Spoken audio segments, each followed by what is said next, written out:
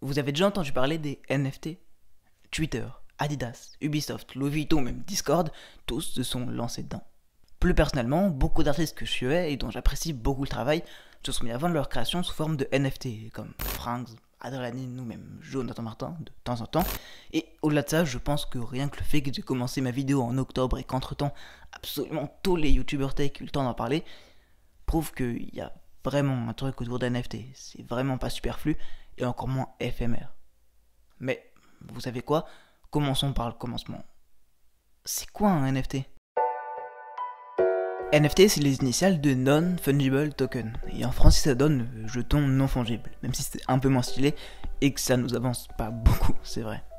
Le terme non fongible désigne un objet qu'on ne peut pas remplacer par un autre similaire. On cherche à souligner le fait qu'il soit unique. Mais genre, strictement unique. Quelque chose de non fongible n'aura jamais de deuxième exemplaire. Si je prends une pièce de 1€ dans votre poche et que je la remplace par une autre pièce de 1€, vous ne vous en rendrez jamais compte, et même si ça arrivait, ça ne poserait aucun problème, car c'est un objet entièrement fongible. Des pièces de 1€, il en existe des milliers et des milliers, voire des millions, et à part quelques différences de motifs qu'on remarque jamais, pour être honnête, elles sont toutes semblables, c'est littéralement des clones. Donc quand on parle de jetons non fongibles, on désigne un élément unique en son genre, strictement unique. Ces derniers temps, et c'est aussi ça qui a fait leur célébrité, les NFT ont beaucoup été critiqués justement pour ça. On dit que si on prend la capture d'écran d'un NFT, voilà, ça y est, ça vaut 10 000 €. Sauf qu'en réalité, ça a peu de sens de le faire. Si vous allez au Louvre et que prenez la Joconde en photo, vous avez une copie de la Joconde dans votre téléphone, tant mieux pour vous. Mais c'est pas pour autant que la Joconde vous appartient.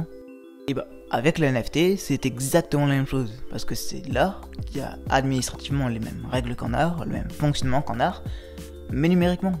Donc au final, ce qu'on achète en prenant un NFT, c'est pas vraiment l'œuvre en elle-même, mais c'est surtout le fait de la posséder. Tout comme quand vous achetez une œuvre d'art, vous avez un certificat d'authenticité, pour prouver que, comme la photo de la Joconde dans votre téléphone, l'œuvre qu'on vous a vendue n'est pas une vulgaire copie. Quand vous achetez un NFT, vous avez une sorte de certificat, prouvant que ce que vous avez acheté n'est pas une vulgaire capture d'écran. Et d'ailleurs, un NFT peut être lié à n'importe quel élément numérique, que ce soit un audio, une vidéo, une image, un rendu 3D ou même un tweet. À partir du moment où on a compris ça, le fait qu'en achetant un NFT, c'est surtout une sorte de certificat qu'on achète, c'est le fait de posséder numériquement une œuvre, je crois que c'est déjà plus facile à comprendre, parce que c'est similaire au marché de l'art traditionnel. La seule différence, c'est que vous ne payez pas en euros ou en dollars, mais en Ethereum, une crypto-monnaie assez connue et dont la valeur tourne autour des 3500 €. La deuxième différence majeure, c'est que le certificat n'est pas physique et que son authenticité n'est pas attestée par la signature d'un marchand d'art, mais par la blockchain. La blockchain, c'est comme une sorte de livre de compte géant, dématérialisé, public mais anonyme et sécurisé grâce à des techniques de cryptographie. Quand vous achetez un NFT, votre requête sera regroupée avec d'autres requêtes pour former un bloc, et le bloc se regroupe avec d'autres blocs de requêtes pour former une chaîne de blocs, d'où le nom de blockchain du coup. Et après, les paquets sont chiffrés pour devenir complètement infalsifiables, mais toutes les transactions sont publiques.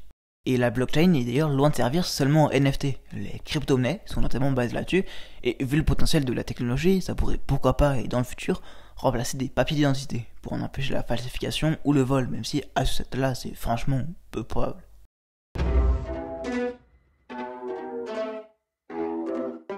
Bon, tout ça c'est bien beau, mais il y a un problème avec les NFT. Et à vrai dire, il y en a même deux. À mon sens, le problème avec les NFT, c'est pas vraiment la technologie en elle-même, bien au contraire, mais plutôt la communauté. Bien que des artistes indépendants aient clairement ce côté commencent à pouvoir vivre dans leur talent et être reconnus grâce aux NFT, l'écrasante majorité du temps, les œuvres n'ont pas d'artiste à artiste, mais sont achetées par des investisseurs aux techniques discutables qui ne connaissent pas grand chose aux NFT et qui apprécient très peu l'œuvre qu'ils les achètent, encore moins pour dépenser ne serait-ce que des centaines d'euros dedans. Alors, en soi, ça a pas l'air si grave. Les artistes sont quand même rémunérés et après tout, on pourrait dire la même chose de la bourse ou du bitcoin. 90% de gens qui investissent dedans ne sont pas dans le milieu et profitent juste de la hype parce qu'on en parle partout et qu'ils savent qu'ils ont de très grandes chances d'être rentables. Sauf que là, c'est de l'art, pas des pièces de monnaie virtuelles. Et personnellement, en tant qu'artiste avec de très gros guillemets, je suis pas sûr que ça me fasse plaisir et encore moins que ça m'encourage de savoir que les gens qui achètent mes œuvres se fichent complètement de ce que je fais et s'en servent juste comme un outil pour s'enrichir. D'ailleurs, ça marche aussi dans le sens inverse, Les businessmen qui vendent des collections de 10 000 avatars générés aléatoirement polluent la plateforme.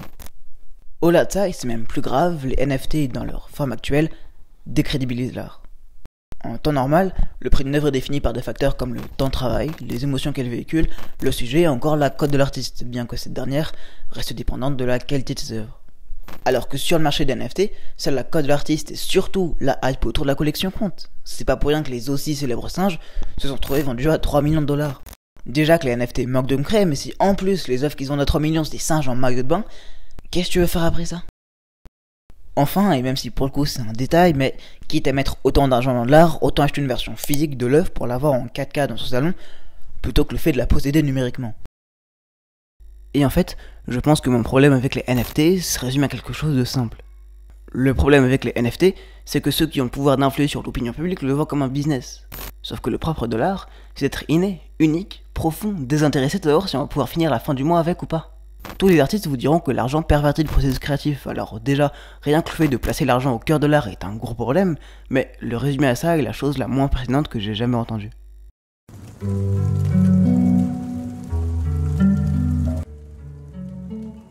Cette description d'un NFT n'est, à vrai dire, pas très flatteuse. Mais est-ce que pour autant tout est acheté dans les NFT? Bah non, vraiment pas. Et même bien au contraire, car après tout, on disait les mêmes choses d'internet. Au tout début, ça se résumait à des mecs bizarres qui achetaient des noms de domaine en .com ou .fr, mais aujourd'hui, c'est bien plus vaste que ça, et la vie sans internet paraît impossible. Wikipédia permet d'acquérir des millions de connaissances, littéralement, le tout gratuitement, sans publicité, et sauve accessoirement les exposés de millions d'étudiants.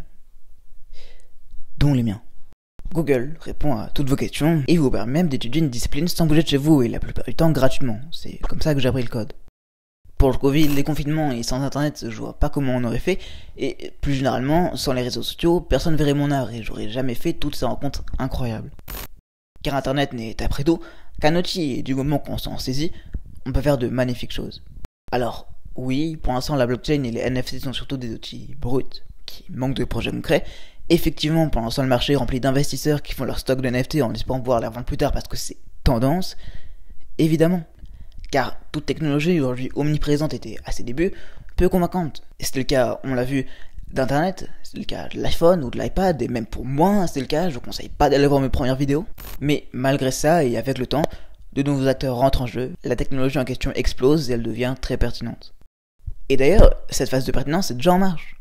Avec votre prochaine paire, Adidas vous fourniront un NFT afin de pouvoir porter les mêmes dans le métaverse, même si, pour le coup, ça fera sûrement un flop.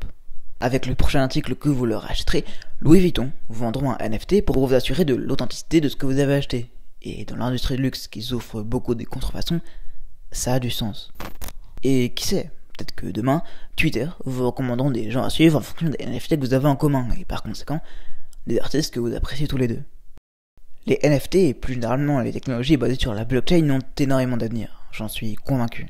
Seulement, et dans leur forme actuelle, ça pose beaucoup de problèmes, qu'ils soient éthiques, écologiques ou simplement par manque de pertinence. Bref, dans tous les cas, et surtout si vous pensez encore que les NFT se résument à des arnaqueurs qui deviennent millionnaires grâce à des photos de singes, j'aimerais vous dire une chose. Une chose simple, il faut vivre avec son temps. Et sans restant campé sur votre position et en ne vous informant pas sur les NFT, que vous rentrez dans le clan des vieux aigris qui critiquent tout le temps les jeunes sur leur téléphone. De toute façon, les NFT ont beaucoup de chances de devenir un élément de notre vie quotidienne, alors lisez, écoutez, regardez des gens qui parlent de NFT, vous me remercierez.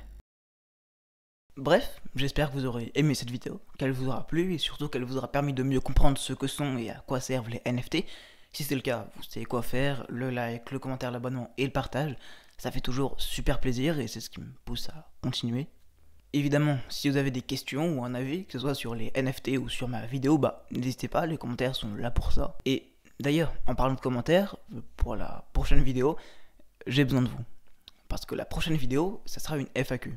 La dernière FAQ qu'on ait fait, c'était en janvier 2021, et on est en mars 2022, donc ça fait plus d'un an, et autant dire qu'entre temps, tout a changé, que ce soit moi ou ce que je crée. Donc je suis pas sûr que la précédente édition soit encore pertinente. Alors vous connaissez le principe, posez-moi vos questions en commentaire ou même sur Twitter. Et puis après je sélectionnerai les meilleures questions pour en faire une vidéo. Et voilà. Sur ce, je crois que c'est fini. Et je vous dis à la prochaine.